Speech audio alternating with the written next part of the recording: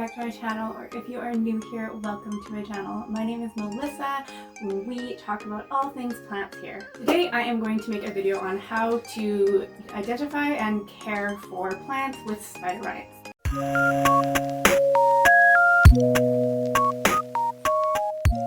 Spider mites are one of the most common plant infestation that you can get, and they're pretty easy to spot.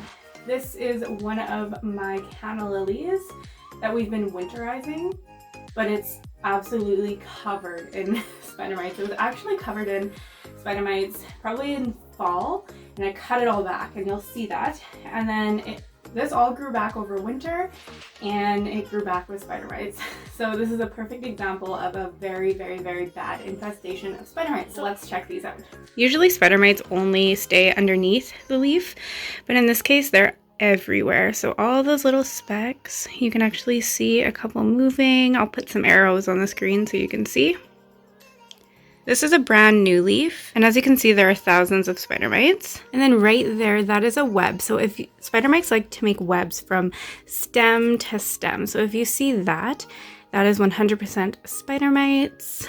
This poor plant is just riddled with them.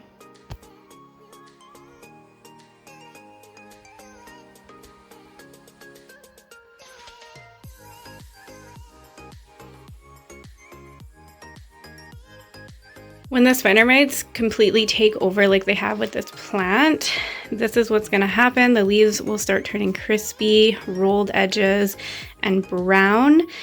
Honestly, there's not much to saving this plant. For the purpose of this video, I am going to show you how to get rid of them if your infestation isn't as big.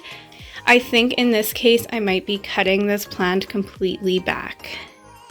The next thing that I'm going to be doing is I'm going to be using some sort of insect spray. So this is what I have on hand at the moment. You can also use a mixture of warm water and Dawn dish soap. And you're going to want to spray down all the leaves, all the stems, and everything thoroughly.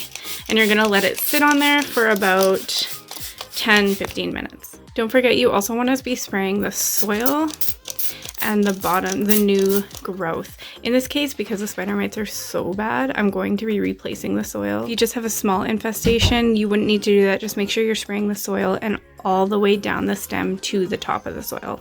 I have never seen such a bad spider mite infestation in my life. This is probably the worst one that I have ever seen.